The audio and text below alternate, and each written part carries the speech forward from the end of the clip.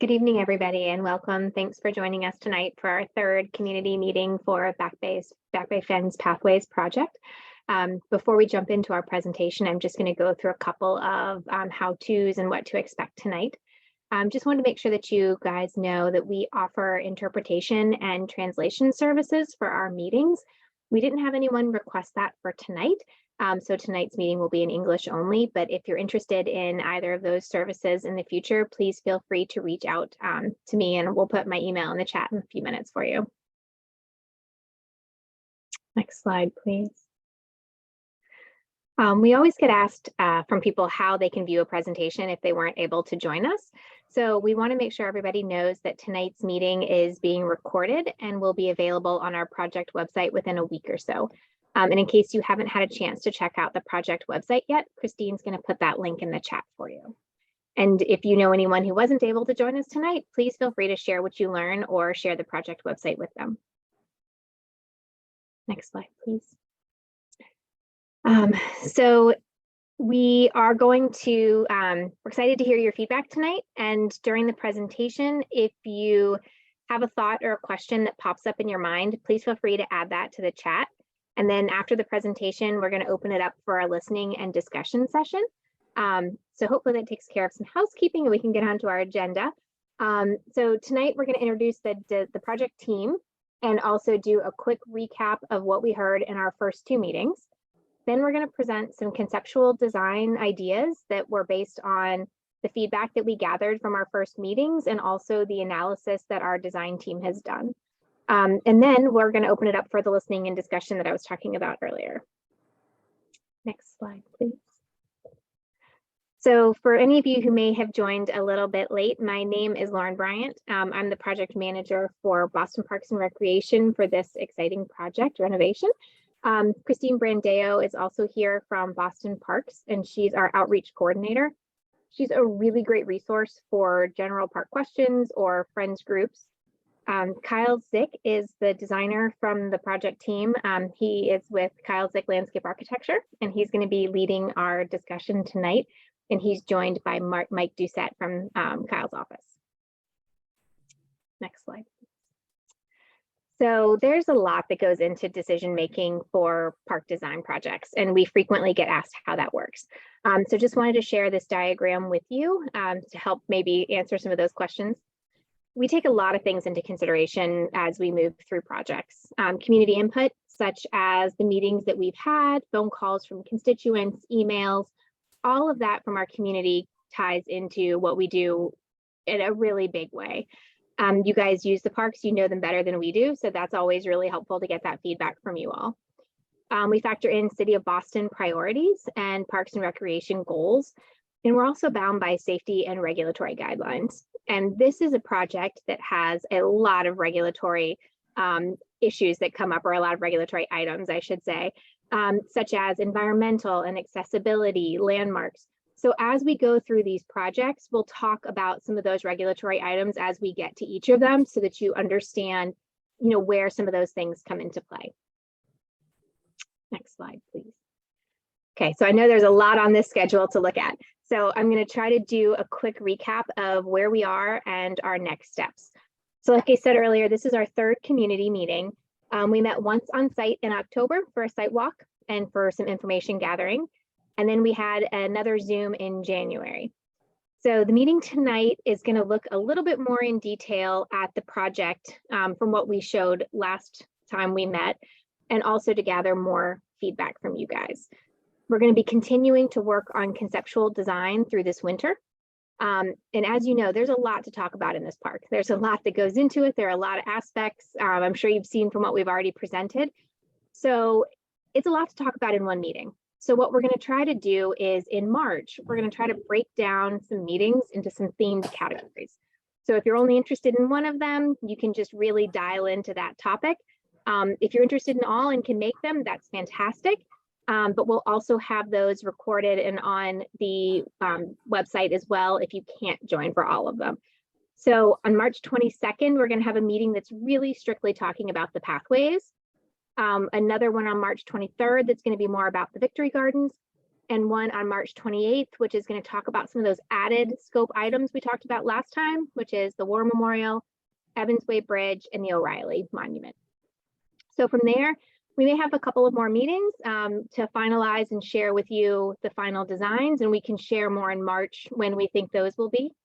We'll be working then on permitting and construction documents, and our plan is still hopefully to start construction late fall of this year. So we shared this slide with you guys last month, and this just shows that there's a lot of people to coordinate with on this project, a lot of people to talk through, stakeholders, and these are a lot of the groups that we've already reached out to, had meetings with, people we're trying to coordinate with. And the one person that was added to this, or the one group that was added to this since our last meeting, is the Boston Trust Office. And when Kyle gets a little bit later into the presentation, he can share with you how that interacts with what we're looking at.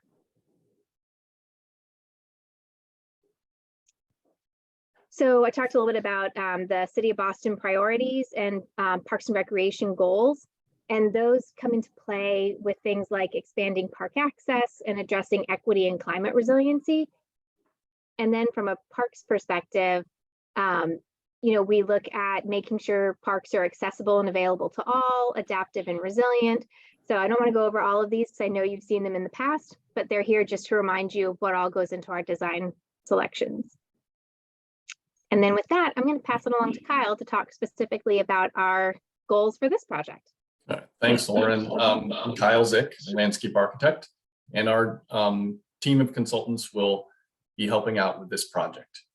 So, this is primarily a pathway and entranceway project, and that means we're going to be looking at accessibility, the desirability and uses of the pathways, stormwater and runoff, materials, and pathway longevity. As Lauren hinted at, there's a lot more to it. So as soon as we think about the paths, we're thinking about everything adjacent to them. Just look at this photo here. It's also about the trees. It's about the lawn. It's about drainage. It's about site furnishings and signage. So you all know this place well, but I want to at least start with a little bit of orientation so you get used to the way this map is oriented and just where certain things are, because we'll use this map over and over again for different topics. But this is our study area, the Back Bay Fens Park, with Park Drive on the upper side here, Fenway on the lower side. Museum of Fine Arts is down here. And the Victory Gardens are here, labeled as number 8. Agassiz Road is number 7 here, and Agassiz Bridge. The Muddy River is blue. That's easy to spot. Clementi Field is here as number 1. And then we have the basketball courts, the Kelleher Rose Garden, the War Memorial, and other things we'll talk about at least as landmarks are the different footbridges. 15 is the northernmost footbridge. That's on the north side of the MFA. 16 is the other footbridge. And we'll talk about the Evans Way Bridge, which doesn't exist right now, but there's community preservation funding for the design of that to be reconstructed, or a new bridge. Now, the ownership that Lauren mentioned it's tricky, because as a park user, you don't think about who owns the land, if it's state-owned or city-owned or someone else. You just know that this is your park. But it's important from a lot of different perspectives. The orange, the dominant color on this diagram, is City of Boston land. And you can see the Rose Garden, the pathways, the courts, Clementi Field.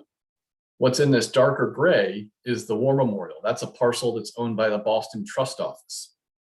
So that's why Lauren mentioned we're coordinating the trust office. Now the red or darker orange color is state land, the DCR land. So basically everything surrounding this park is state owned. So if we want to make an accessibility improvement at Jersey Street and it touches that outer sidewalk, we have to get permission from DCR to do that. And for contractors to enter this site, they'll be crossing state land.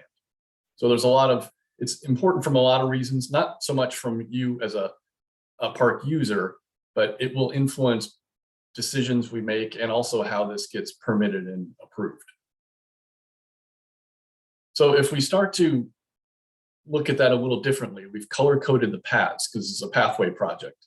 Same colors that were on the last diagram. The pathways that are around the perimeter of the site and on the edges of Agassiz Road are state-owned by DCR. The War Memorial paths are owned by the Boston Trust Office. All the rest of the paths are City of Boston.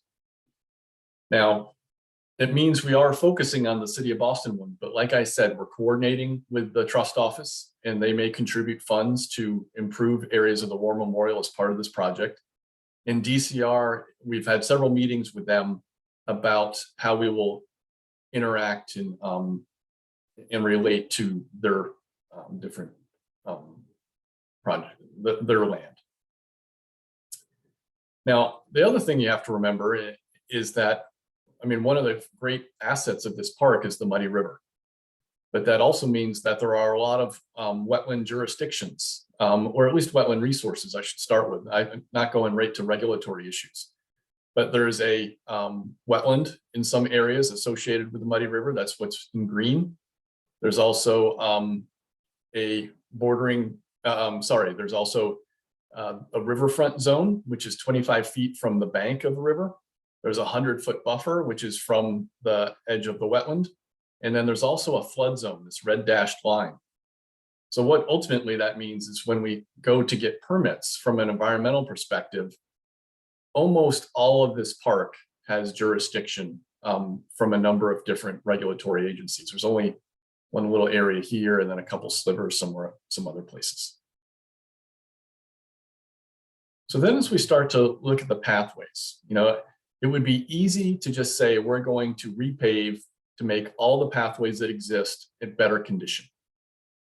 And so we could do that, but I think this is also a once in a generation chance to look at these and say, are these the paths in the right spot? Are they the right width?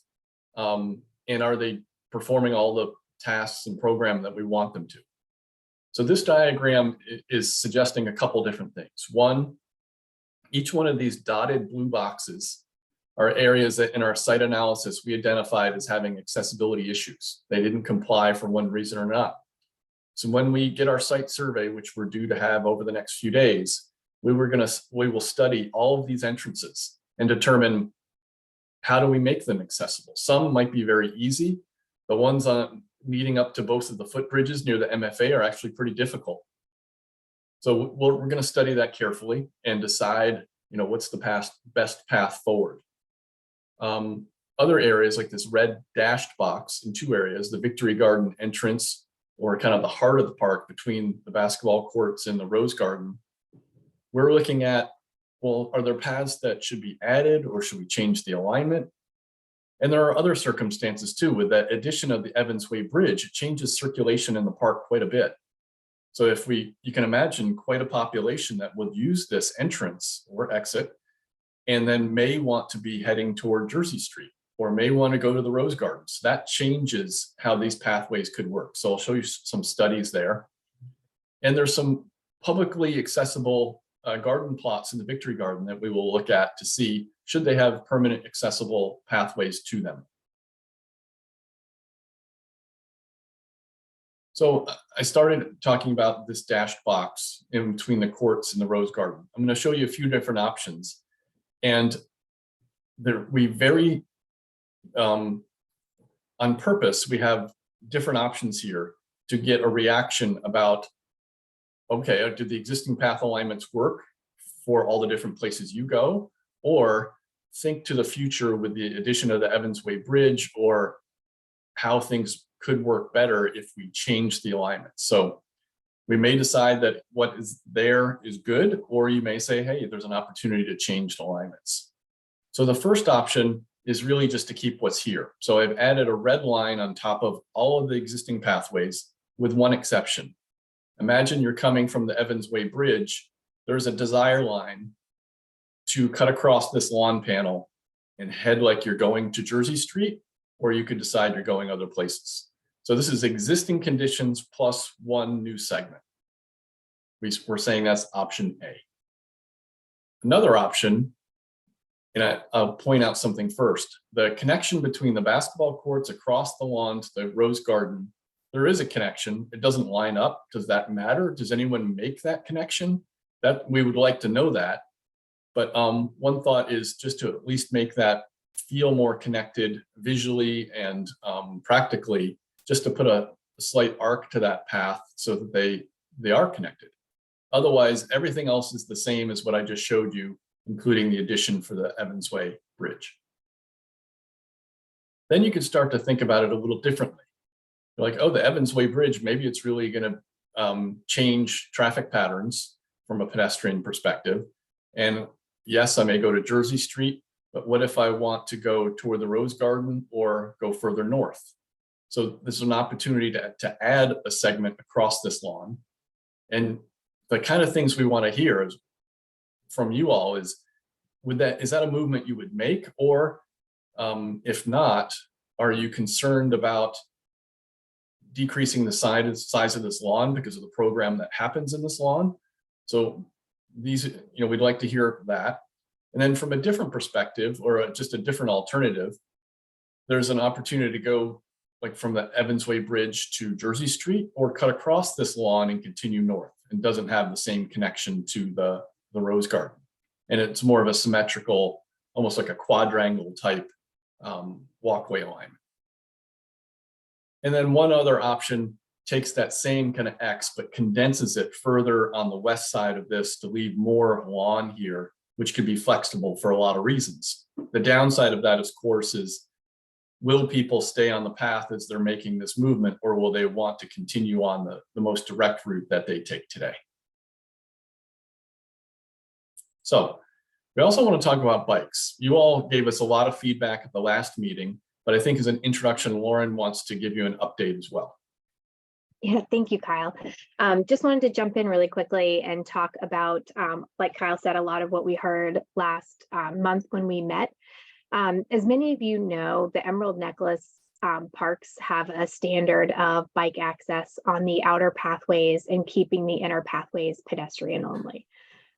When this project started, we had some requests from bike advocates to take a look at, are we willing to, could we increase bike access within the park itself? And we discussed it at our last meeting, mainly because we really wanted to hear from the park users. We wanted to see if we're getting this request, what do people feel about that? And we heard you. We heard everybody loud and clear. And we wanted to make sure that you guys know that we took that to heart. And we went back and had a conversation with senior staff at Boston Parks, talked to them about, pluses and minuses, that we looked at with analysis. We talked to them about what we heard from the community and concerns about safety. We wanted to make sure that we let you guys know that we made the decision not to change the standards or the rules around bike use in Back Bay Fens. And also as a reminder, when I say that about our pathways, thinking about Kyle looking at that ownership, we can't make a decision about what DCR does on the outer pathways, but that's a decision for Boston Parks on the inner pathways. And that means that on the inner pathways, including access across existing bridges and the future Evans Way Bridge, we'll be keeping the park pedestrian only. And we will be looking at signage as part of the project, but we don't have any specifics on that yet. But I did just want to give you that update, since that was something that was talked a lot about at our last meeting. So I'll turn it back over to Kyle. Didn't want to get too much into it there if I took everything you were going to say, but I did want to just share that with everyone. Oh, thanks, Lauren. And I think that gives a great context. I mean, what this map basically then shows is the existing bicycle accommodations in this area, where on the Fenway heading, that would be west, there is a one-way bike lane on the road. Agassiz Road will have a one-way bike lane, we understand, heading west to east. And then, as Lauren mentioned, that DCR multi-use path on the Fenway side, but in the park, is meant to be, like I said, multi-use. And Kyle, just to jump in, sorry, one more thing. And when I say that about DCR, we have met with DCR, and our understanding is that they plan to keep that outer pathway to be both pedestrian and bicycles as it is now. I just wanted to make sure everybody knew I can't definitively state what they will do or not do. This is just a discussion about like what's happening on those inner pathways for now. So then lighting is an important aspect of these pathway alignments and the circulation. What is generally in this yellow-orange color are existing lights. And if you want to get across the park at night, you would use Agassiz Road or the northern footbridge to head toward Park Drive, but it doesn't follow the more popular Desire Line to Jersey Street. So this reddish orange color, we're suggesting that we would light that segment. Now this would be influenced by those pathway alignments I showed earlier. And then also that the pathway from the Evansway Bridge toward Jersey would also have lighting. Those lights would be owned by Boston Street Lighting, but they would be that acorn fixture that you see throughout the park generally. And that lighting would be upgraded with modern fixtures that are more efficient at the War Memorial and the basketball courts. Now, some of the lights around the perimeter are DCR owned. There are some things that we saw that we thought there's some deficiencies in terms of light levels, that kind of thing. We've conveyed that information to DCR. They're going to look at it, but it's not in our control as part of this project.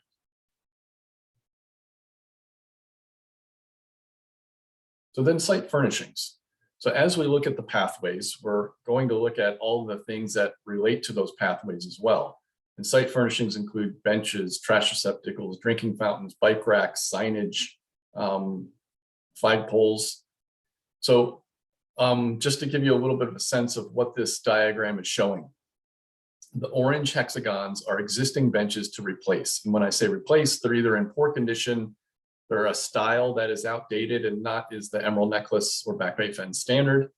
The red hexagon is a new bench to put in a location where there isn't a bench today. I can tell you, looking at historic photos, there were many more benches than there are out here today. So some have been probably purposely removed, others have been removed because of the condition, but also the styles of the benches changed and the quantities have changed throughout the time as well. Some red rectangles are picnic tables, and we'll talk about that as we get into the Victory Garden more specifically. There's a number of drinking fountains throughout in the park. I'm not sure if any of them work. They're all of different conditions. Not all of them are accessible. So we'll make sure that we update those so that they're functional and accessible. Trash receptacles, there are permanent trash receptacles and ones that come in seasonally. Some are removed for the winter, so that's something we'll focus on as well. In terms of some of the site furnishings, there's, like I said, a mixed bag of styles out there. The bench that's used at Jamaica Pond and in the Riverway is a cast iron end with a wood seat. And that's what's suggested as part of the Emerald Necklace Park's master plan to be used as the standard bench. And if we were to have a picnic table, which doesn't exist in the park now, it could relate to that style very closely with a cast iron end, wood seats, and then also a table that was similar. We'd have accessible versions as well. You could think of it differently and say, well, what if we had something that had lines that were inspired by historic features, but were a little bit more distinctly contemporary? Wouldn't necessarily have to be green, maybe they're black. And this would be all metal instead of metal and wood. I mentioned the drinking fountains. This is one that has a bottle filler and it has an accessible arm. You can also get them with dog bowls.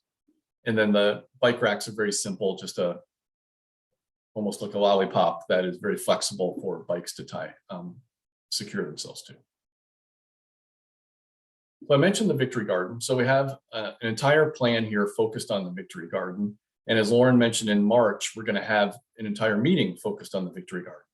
But we'll stay fairly high level with this diagram to talk about the wish list items we've heard so far, but some of the things we've observed as well. So I'll start here with the entrance off of Park Drive. We have a dashed box around this. At the next meeting in March, we will talk about how this entrance could be improved. And that will include accessibility improvements, legibility, identification with signage, seating, lighting, We also have a memorial stone there. There's an information board. So all these things could be made a little bit more consistent or coherent. And I think what we'll be asking your opinion about is, how developed or not developed should that be?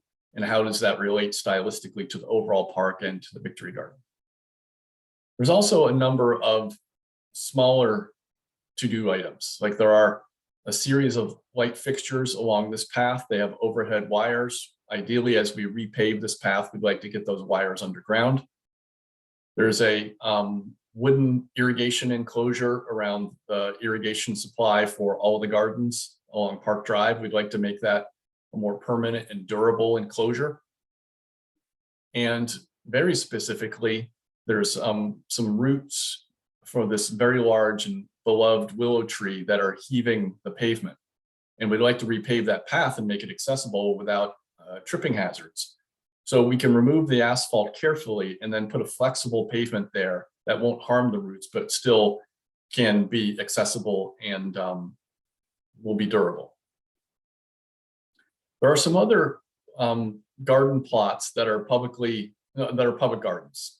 The urban medicinal garden, there's an accessible garden, an apiary and a pollinator garden. And there's also a community nursery. Meetings we've had with the Victory Garden have suggested that there could be permanent paths added to make those accessible. So that's something we'd like to get more input on.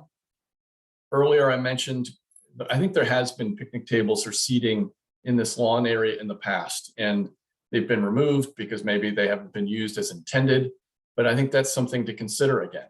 And is that a good idea, or do you anticipate that they'll be used inappropriately? We've also heard that the pathway along the river here, which now has a fantastic view where previously it was blocked by the Phragmites, is going to be very popular. Plus, it's routinely used for heavy equipment, either for maintenance access, for removal of debris or compost materials. But the big vehicles get stuck because this path really hasn't been structured in a way that can handle that kind of load.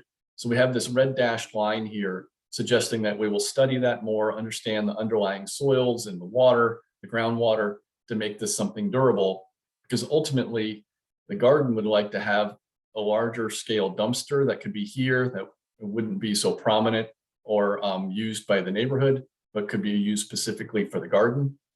And just to make this more durable. In addition, because of the view and what a nice amenity this path is, we're suggesting that we could add some benches to take in that view, because you get those cross water body, cross river views. All right, so then the War Memorial, a similar kind of high level diagram here. And this summarizes a lot of the different scope items that we intend, that we're studying right now, and that we're discussing with the trust office. So as you all know, there is kind of a large memorial here with statuary and bronze reliefs here. It's set up on 2 different levels with stairs taking you to each level. There's a podium, and then everything else radiates out from that with this circle and then these radial arms and another part of the circle. The Korea and Vietnam memorials were added later on each one of these spokes. And there's condition issues with all of the masonry. And some of that's to be expected. If this is built in 1950s, there's some masonry that needs to be repointed, some masonry that needs to be repaired. It was also built before ADA was enacted, so it's not accessible. There are stairs here. The stairs are uneven, there's no handrails. So we're going to be looking at providing an accessible route to both of these levels and to the whole memorial in general. And the things we're thinking about is, how do you integrate that in here so that as you approach the memorial, you don't feel like a lot has been added and takes away from the memorial and its presence that kind of sits up on these 2 plinths. So I think we'll start to look at how a path can be brought in from either adding to the existing path, but otherwise traversing the grade to get to the first level and the second level. We'll look at replacing the lighting, and we'd like your input on, what kind of lighting should that really be? Right now it's flood lighting that generally lights the whole area from a safety perspective, but could it do more from a highlighting architecture or the monuments themselves? We're looking at the yews, the shrubs in general, because they're much larger than they intended to be originally. You know, they're probably 4 feet tall and 10 feet wide now. And people can be obscured behind them. They collect trash. There's issues with rodents. So that's something we'll look at. And similarly, there's a lot of shrubs that are now, I think, were intended to provide the back of a screen for the back of the memorial that now overhang the pathway or just kind of really detract from the memorial versus enhance it. And then both the Korea and Vietnam Memorial have some pavement issues. There's a special pavement there that was installed. It's a terrazzo, which has not fared well in the New England, freeze thaw environment. So that's something we'll look at, how we can maintain the bronze reliefs, the inset maps, but then change the paving material to be something that would be durable. A few photos here that illustrate some of these issues. Some of it's just for orientation. A wonderful, very formal memorial with the different levels, the bronze statues, and places to sit and gather. Now, there are concerns about some materials and even the design. The stairs here have different widths and heights, which doesn't meet current building code. The stair heights actually are dramatically different, leading to the upper level anywhere from 5 inches to 10 inches. The bluestone needs some repair. That's the paving that's on the circular and kind of radial spokes. And the granite, even at the upper level, needs some repair. There's a temporary ramp that provides access to the upper level, but it doesn't get to other levels of the memorial. And it's just tacked on. We'd like to have something that's more integrated. And other things like localized masonry repair that can be easily repaired with repointing. Some details where this pink granite veneer at the base of the upper part of the memorial is just falling off. Maybe it wasn't detailed very well to begin with. We're looking at vegetation, providing a secure and more permanent enclosure for the irrigation system that's in this area. And as I mentioned, around the Korean and Vietnam memorials, replacing some of the terrazzo concrete that is in poor condition. And then also looking at lighting, where right now it's almost lit like a sports field. It's broadcast in uniform throughout the whole memorial and not really very selective from an architectural perspective. Vegetation as it relates to the pathways is something we're going to look at too. And this can mean a lot of different things. It could be safety pruning, paths that are have trees overhanging them that have dead wood, we could prune that. Raising some of the canopy over pathways so that large vehicles can access these paths and not do any damage. But I'll show you some pictures to further illustrate what I'm talking about. Here's a path leading from the southern footbridge heading toward the basketball courts. The tree on the left here has very low branching. So the bucket trucks that come in, or even the trash truck that comes in, moves off of the path and creates a rut here to avoid hitting the tree. That happens in other places too, just with shrubs. There are shrubs near the Muddy River, just off of the track and field area at the Clementi Field, and also near the War Memorial that overhang the path, more than half of the path. And you can see that people and maintenance vehicles then routinely go off the path to avoid that. There are areas up by Mother's Rest where there's a steep slope that has trees on it that has no vegetation, no lawn or anything, just bare earth that's eroding. And over by the northern footbridge, there's a bank along the Muddy River that also is bare that could use some vegetation. And I brought this up earlier, the back side of the memorial has these legacy shrubs that really have not performing the same purpose anymore. Even some of them are dead. There's artwork throughout the park, and that's something that Lauren's already talked to the Arts Commission about, and some projects have already been conserved, and there's others to be talked about more. But we've updated the map since the last meeting, included the Catherine Lee Bates Memorial Marker. And as Lauren mentioned, in the March meetings, we'll talk about the O'Reilly, we'll talk about the War Memorial. So we'll get into some of these things in more specifics. And then the Evans Way Bridge, since the last meeting, what we've done is just analyze the existing site. The photos here are just from a few weeks ago. We took measurements across the river and between the old abutments and also took some spot elevations. So we had a sense of the topography here. So on the left-hand side of this diagram, that's the Fenway, and Clemente Field is off to the right, and this is the Muddy River. And there's about a 2.5 foot grade change from the Fenway pathway to the pathway down that would lead to Clemente Field.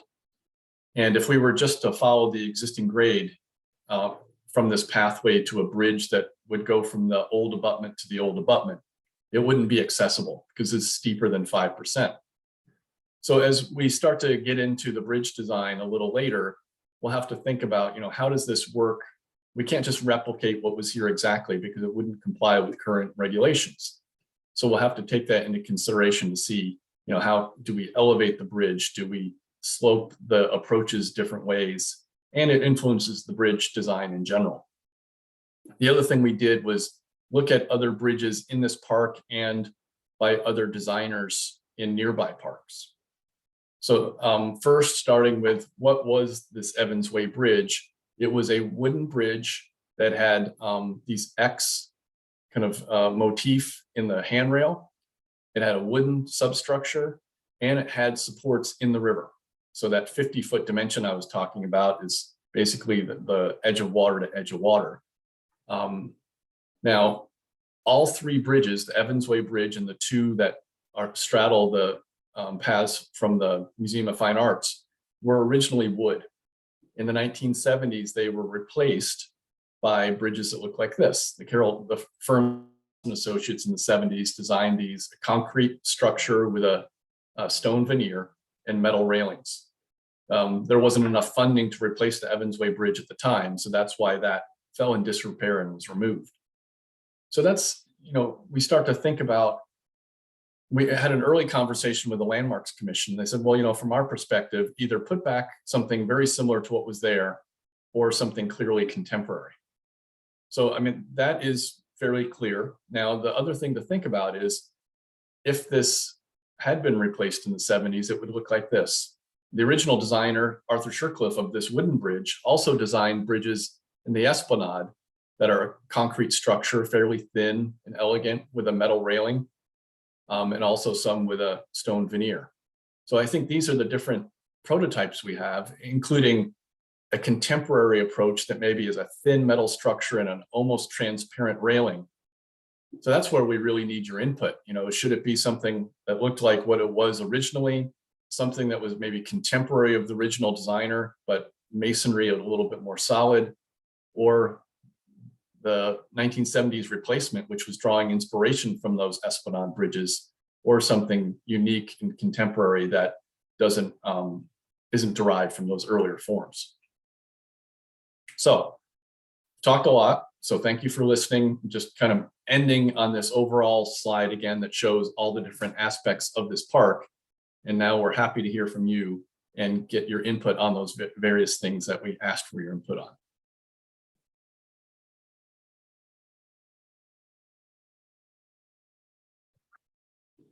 Oh, perfect. Marie, wonderful. Christine, can we unmute Marie, please?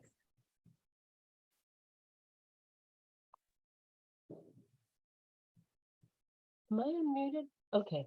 Oh, yeah, we can hear you. Yeah. This was fantastic. I just want to say how great this was. And there's been such a series of meetings in the Fenway where we've showed up and said things and they haven't been heard. And so I was very surprised to hear that the comments from last meeting would be integrated and the multi-use nature of the past preserved. So just want to say thank you for listening to the community. I just marked a few comments as you were going through in order, so I'll go through them. In the basketball court area, I think what I understood is that there's several different pathway options that you're thinking about. One of the things that I noticed in that area is that the current rectangular lawn area that exists behind the huge lilac hedge is used for passive use. People picnic there, they do sports. So it gives me a little bit of a concern that cutting up things into angles or increasing the amount of pathway crossings, especially toward the west side, the top of the Park Drive side, would impact the ability of people to use it in that way. Maybe that type of arcing would be less impactful closer down to the towards the Peace Bell side. I did have a question about whether you're considering what types of lighting. I would love to, I know that it's a real mix, so I don't know if you're at that point yet. Regarding specific lighting, you're right that there is flood lighting at the War Memorial. My understanding is that that was implemented that way because there was some real safety concerns happening in that area. I know we had outreach vans there working on homelessness issues and helping provide some ancillary services there, and that the police have also been involved.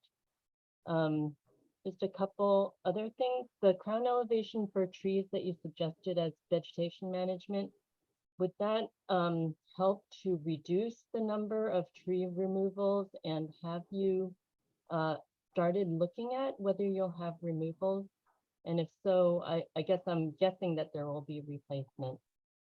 And finally, I know that the trash barrels weren't shown, but I do wonder whether they'll be upgraded given that we have the 50-gallon drums right now. Thank you. Kyle, do you want to jump in on any of those in particular, or do you want me to jump in first on some of them? Yeah, I'm happy to start. So I'll start almost in reverse order and see if I can remember all the way to the beginning. Trash receptacles, we have talked to Boston Parks Maintenance on that. And the conversation isn't over because it is you would think it would be simple, but it's not, because of, the packer comes through and has to empty all these barrels. And so they have to be efficient. But we also know there's a concern about the barrels getting full with household trash, that squirrels or other rodents are getting in there. So it's something we need to study a little bit more. The tree removal, we do not know if there will be any tree removals at this point.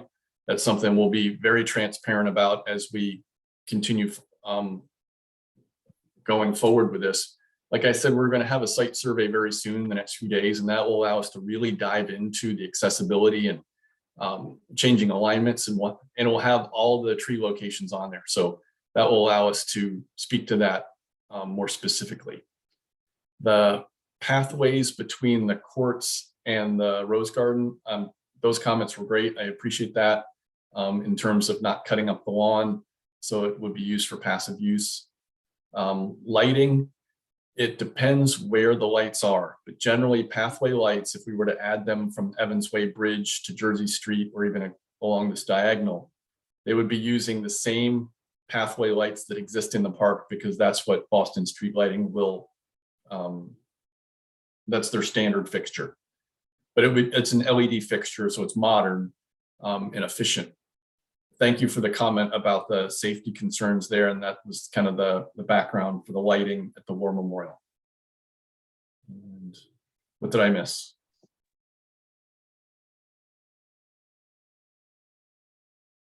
Christine, can we unmute Marie again if she's? Yeah. Thank you. Just to make sure we got everything she was asking. That was great. Thank you. I see a lot of other things, so thanks for your time. All right, thanks. Perfect. Thanks, Marie. Kevin, I think you had your hand raised next.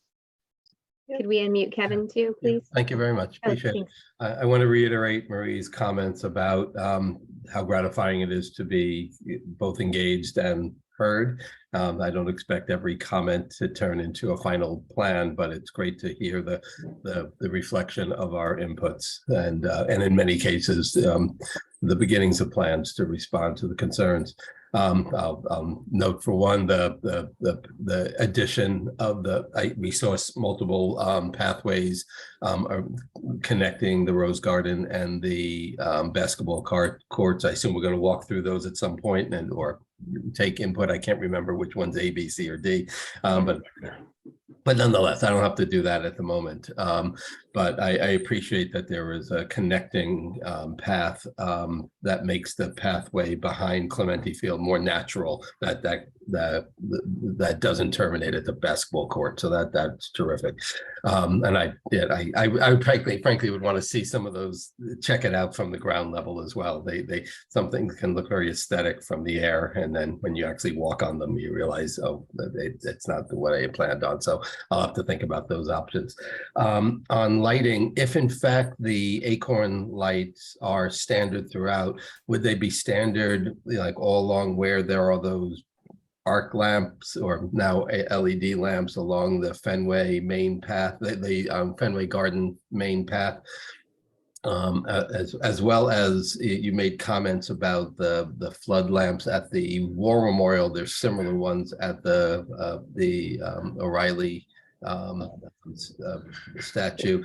They're just, overly brilliant and non-directed, and I have to say, I'm a poor astronomer living in a city. It has become almost impossible to see anything because of the brilliance of those lights. So you don't have to take care of my astronomy needs, but I actually think a softer and more suitable lighting, consistent with the lighting throughout the park, would be welcome. The path along the river behind the Victory Gardens, there was a term used, I can't remember it. It's a solid path, or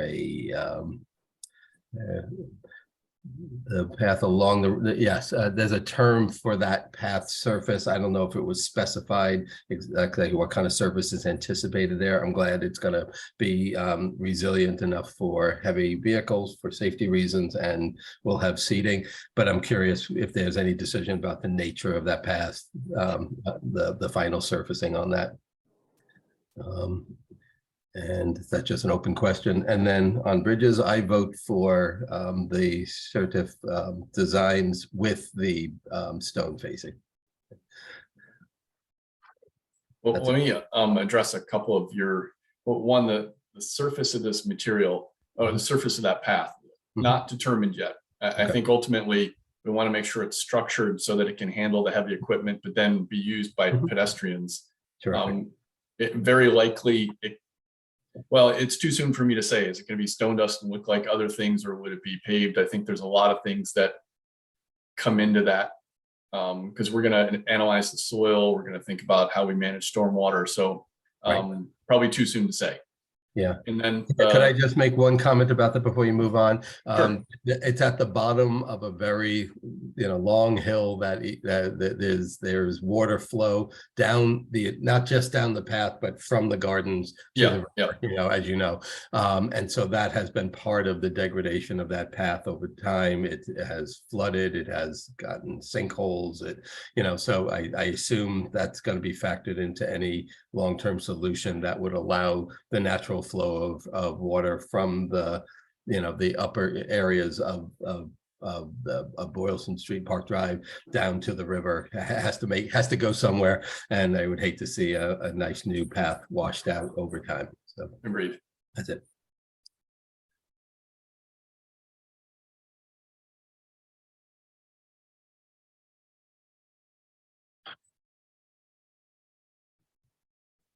Tim, I think, had his hand raised next. Tim, you should be able to unmute yourself. Okay, thank you guys very much. I'll limit myself to just a couple of areas.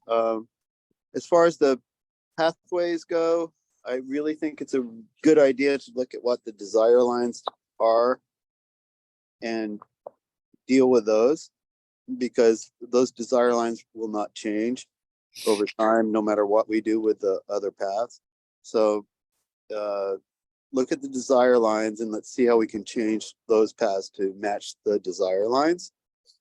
The other thing that really concerns me is where we're going to put seating and the type of seating that it is. So in the Grove section of the gardens, which is that middle area right there, underneath the oaks and I think it's the Tupelo tree, I think that's a place that's been used very well by people just spreading out blankets and sitting there and relaxing on the grass and just in a natural way. And I think that's a really good thing to happen in that area. It's just better when you don't have a table and people actually sit on the ground and interact with nature. But the one thing I would like to focus on is I think that we need to have seating kind of placed, like not big seats, small seats, like 4 feet wide ones, so that elderly people that have a hard time actually getting into their gardens to stop and rest on their way. And I really think also when you're talking about the view benches on the backside of the park, because I do believe that will be very popular. And I do think there's going to be a lot of people actually spreading out blankets. But as far as the benches go, I really think we need to make sure, again, they're small, like 4 feet, something that doesn't encourage people to sleep on them through the night. But at the same time makes it so that, a couple of people can sit down and have their lunch and have a beautiful view. That's a great thing. But I think we have to worry also about how will be used or abused. So making them small, I think would help with that. And I just really, overall, I'm just astounded and happy with what you guys are doing and the detail that you're going into. And I'm going to leave it at that. I'm just really the seating thing and not having it become places for people to sleep is really important. And again, just think about the level of people, and I'm going to be one of those in not too long that's going to need to have places to sit on their way to their garden. So just think about it. Thank you very much. Thank you, Tim. I appreciate all those comments. So I think Alan is next that had his hand raised. Okay, thank you. So it's good to see some folks here who were at the Olmsted Bicentennial Conference last spring, including Sarah Freeman and Kyle. So in the comments I had are kind of informed by something I experienced at that conference when we had a tour of the Back Bay Fens with the director of the Emerald Necklace Conservancy. And I guess seeing it through her eyes and then, walking the rest of the Emerald Necklace afterward kind of gave me a new appreciation for just how special the landscape is. And so some of the comments I had, relate to some of the sort of minutia that you're looking at, but that actually sort of add up to something bigger. For example, I realize some of this work is conceptual, but anytime I see somebody suggesting a straight path in an Olmsted landscape, I kind of wonder, why would you be looking at doing a straight path? It also, when there's talk about, ordering off-the-shelf components like the water fountains, I really think even though it's more expensive, if you had to do a design that is more historic, even if it was had to be custom made or custom architected, maybe there's a foundation in town that would help, bolster the cost on that. If the city bean counters would sort of balk at that. I think that's something you should seriously look at and not just be I don't want to say just ordering things from Sweet's catalog, but I think that's something you should look at. With the path around the Victory Garden, it sounds like you're really going to have to almost do that as like a civil engineering project and make it, like a road with a base, that can hold up to what it's using, but then you don't want it to look like a road. So maybe all that work could be done and then the surface could be something like brick, so that it just appears to be a park path. I see brick used a lot around Boston very effectively, not just on the Freedom Trail. And as far as heavy maintenance vehicles and trucks, you know, making you have to trim the trees and, you know, do heavy construction in the park to accommodate them. I mean, maybe this landscape is so special that you could order, you know, have the Parks Department use some smaller vehicles that are specially made, you know, to operate in an environment like this. And just the last thing is on the bridge design. You know, I really think that's a good opportunity to do something special that would be in keeping with one of the features that makes all of the Emerald Necklace so special is the bridges.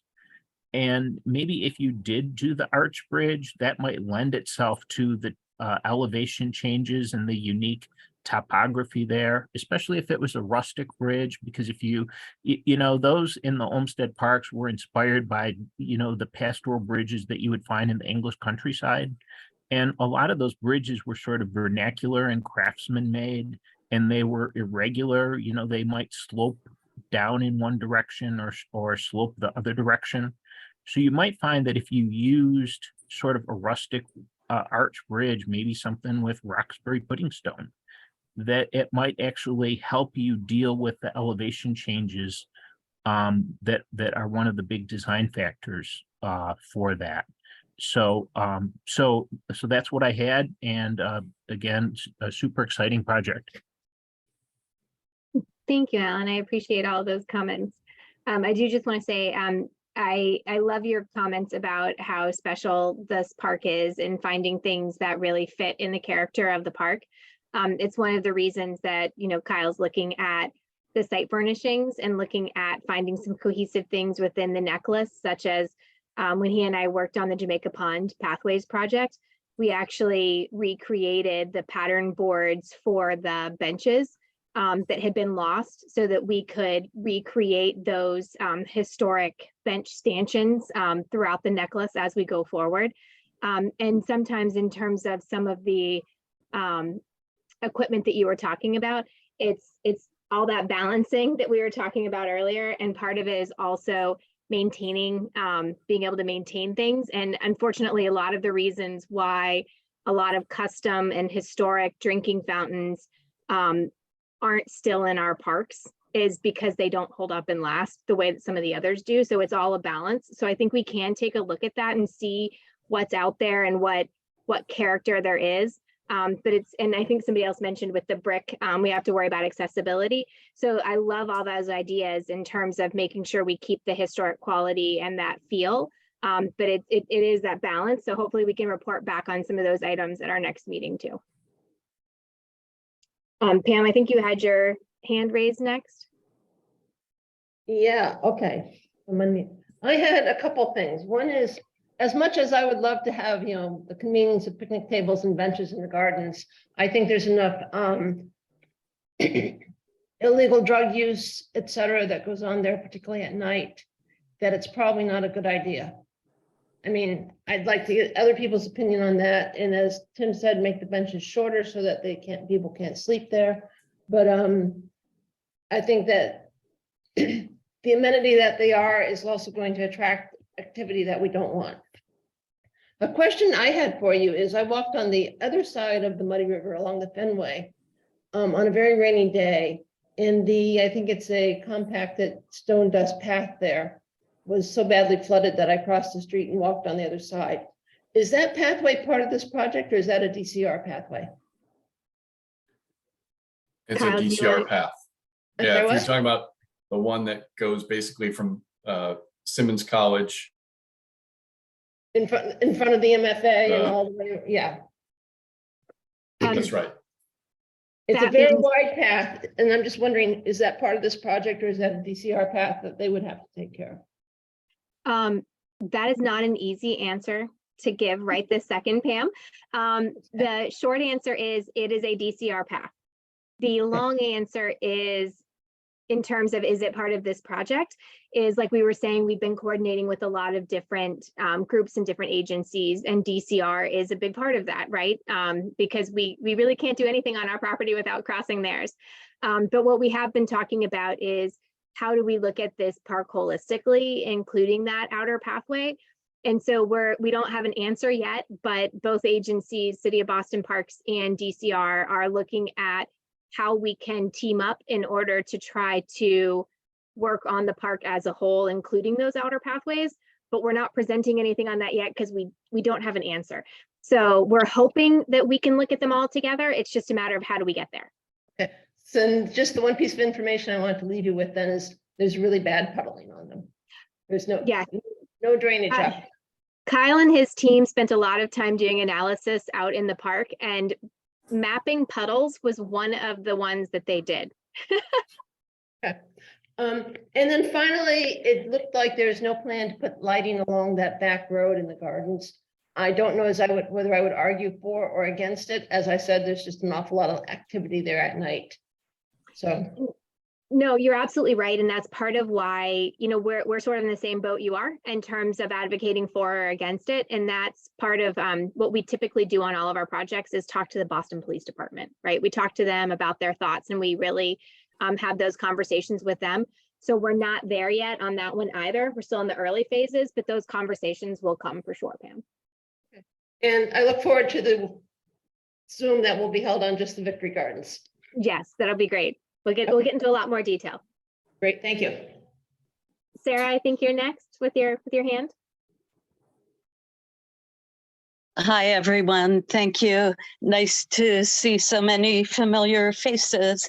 I'm going to be very brief because I have another meeting at 7. But I wanted to follow up on something Parker put in the chat about the importance of Agassiz Road if bikes are not going to be allowed. Like if someone's trying to get from Northeastern or somewhere midway on one side to midway on the other side, it would be a long way around. And I don't know if the answer, and I know it's DCR, whether there could be a contraflow lane or 2-direction on one side, but I think you're inviting non-compliance if you make it impossible.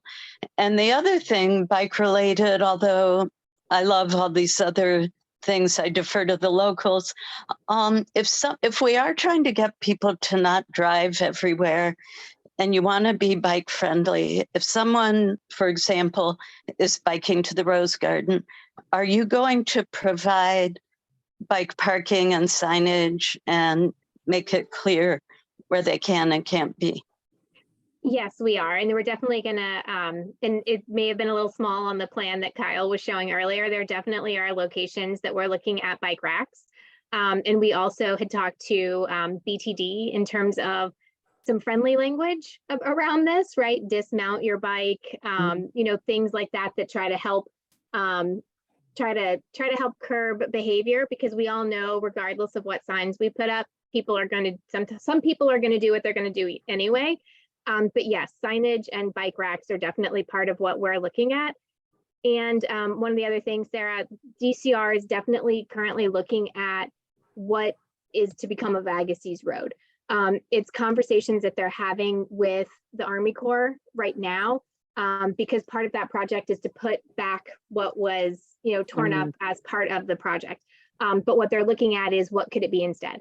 So that's an active conversation that DCR is currently having. We're not necessarily privileged to every single conversation they have, but we know it's something that they're looking at, and we are collaborating with them on it. We just don't know. But like I was saying in the chat, I'm happy to pass that concern along to them so that as they're having those conversations, they know it came up here too.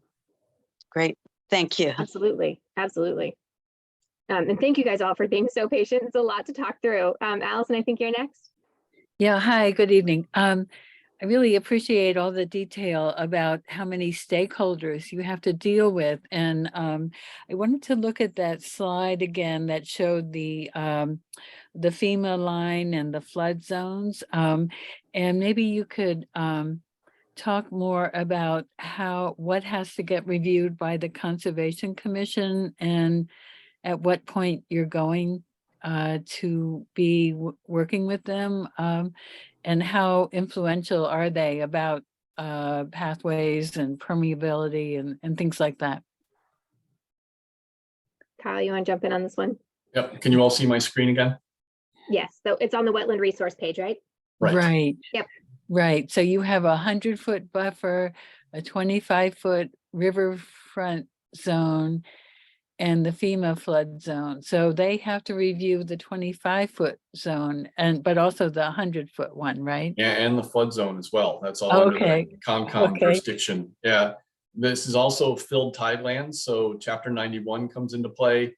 Oh, my goodness. Army Corps probably won't be, even with the bridge, because if we go over or under the bridge, that doesn't trigger their involvement. But we have to think about MIPA in general. So, and then of course, aside from the environmental piece, Boston Landmarks Commission is, because this is a historic landmark. So yes, there'll be a lot of opportunities for people to weigh in on this project. Okay, but specifically, I was wondering about the Concom and whether they're going to have feedback, maybe about this pathway, roadway for maintenance vehicles along the riverfront there, and things like that. Are they going to be concerned about permeability, pavements, and I would Yeah. assume that's Yeah, they'll be concerned about stormwater management in general. Now, how we get there is another story, because Okay. there's different tools in the toolbox. Pervious pavement is one of them, but pervious pavement doesn't work well when you have a high groundwater table, and we will have that in that location. But there are other ways to capture, treat, and infiltrate that water. So we'll have a civil engineer start to dive into this project very soon when we have the site survey, and start to think about, how do we manage stormwater in a way that doesn't change and actually improves the situation over today. Okay, thank you. Thank you, Allison. Also, I know that we have representatives from some of our elected officials here. I know we have somebody from Senator Brownsberger's office and Rep. Livingstone's, and also Councilor Bach. Kennedy, Audrey, Kimberly, do any of you guys have any comments or anything you guys want to add?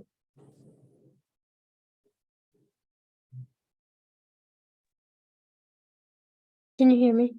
Yes, hi Kennedy. Hi, I don't have anything to add other than thank you for running this process. I think all these meetings have been super helpful, and looking forward to the next one. Thank you. Thanks for joining us. Okay, Andre says nothing. Perfect. Okay, just want to make sure you guys had an opportunity if you wanted to share anything. I appreciate all of your time tonight. I know this is a lot, like we said. The one thing I do want to share is that it was brought to my attention tonight that March 22nd is a Fenway Civic meeting, which we weren't aware of, so I apologize. So we'll look at rescheduling a date for that the general pathways meeting in March, because we want to make sure clearly that Fenway Civic can be here for these meetings.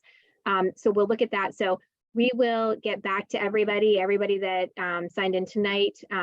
If you didn't get an email from me already, your email addresses from registering tonight will end up on my email list. So I'll make sure that you guys all know officially when those next March meetings are, and hopefully we can get some of you guys to join us then as well.